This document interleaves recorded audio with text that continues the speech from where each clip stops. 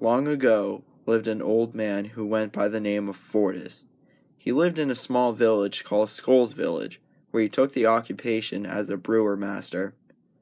The old man would create advanced medicinal potions in which it would cure a person immediately with a proper amount of specific ingredients.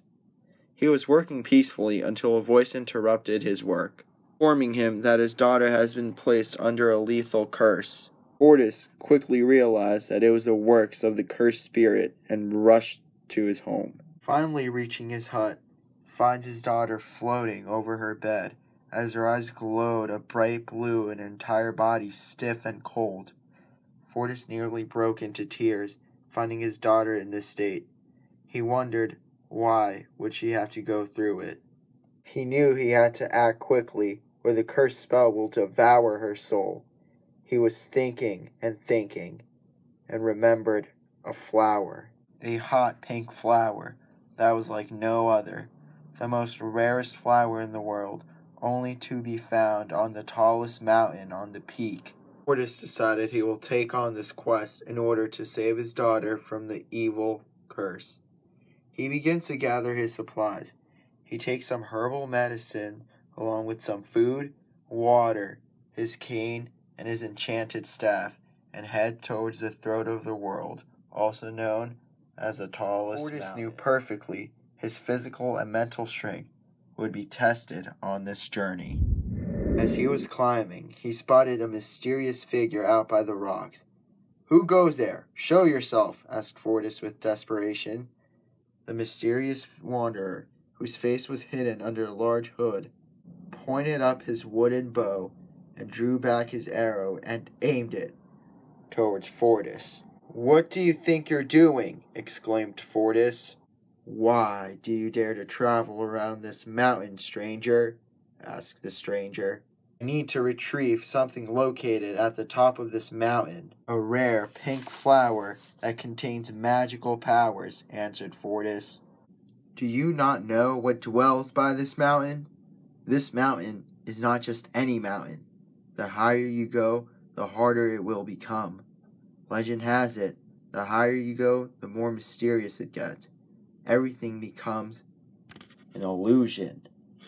Also considering the terrible beasts located up there," informed the stranger to Fortis. "That does not matter to me. I will risk everything to save my daughter and liberate her from the cursed spell."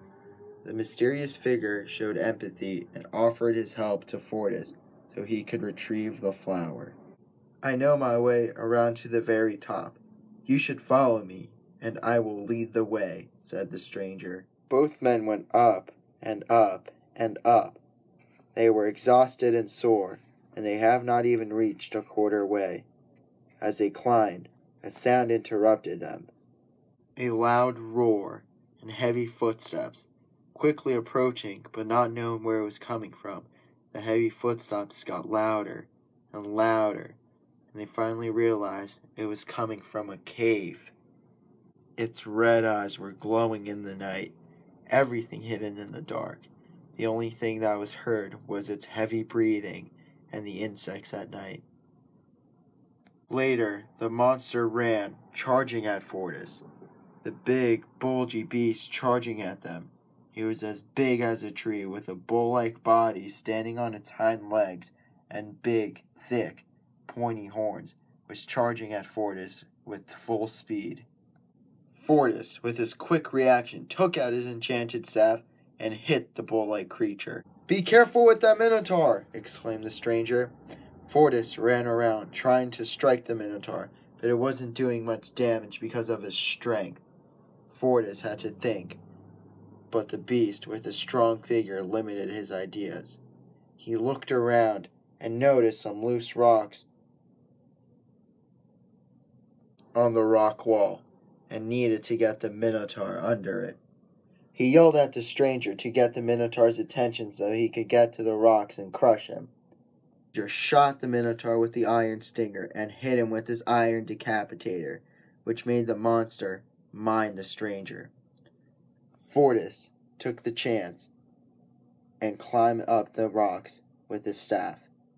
He smashed the weak points, The Minotaur was under it, so it was a perfect chance.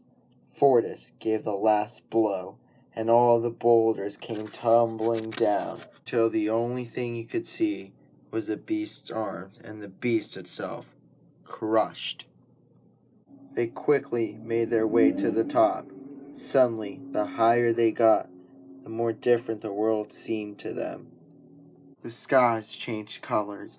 They were green and orange lights in the sky, along with the mists of purple and blue. Fortis started hearing whispers in his ears, yelling and screaming and shrieking. Started driving both men mad.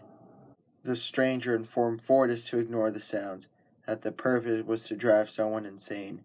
They both tried to ignore it, but Fortis was weakening. His head was spinning and he couldn't handle the excessive sounds and agonizing shrieks. Fortis lost his mind and started yelling, wishing for it to end. He fell to his knees, losing all hope that he will not be able to save his daughter. He lied on the ground with tears. "I feel depressed and restless," said Fortis. The stranger had to help him and took Fortis by the arm and guided him. The stranger was suffering too, but tried to channel his emotions.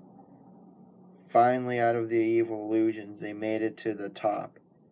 Fortis, tired and exhausted, weak, had eyes for only one thing: the flower. He has found it. The flower, being as tall as him, surprised Fortis. The flower's sound was music to his ears. He quickly goes and retrieves some petals from the pink miracle. As he was picking, he heard a grunt in the background. He asked the stranger if everything was okay. There was no answer. He turned around and saw not only the stranger dead, the ghost blade through his torso, but a large demonic ghost standing right behind him. He took his staff and charged at the ghost, but the ghost grabbed him by the throat and told Fortis, "I will not fight you and kill you. I want to see you suffer, right after my curse steals your daughter's soul." Fortis struggled to get loose. The ghost swung him and threw him off the mountain. Fortis, falling to his doom, ended up landing in a body of water. He survived and ran back home. He took the flower samples and created a potion, which he gave to his daughter. Her eyes stopped glowing and fell back onto her bed, and Fortis knew he has saved her. The end.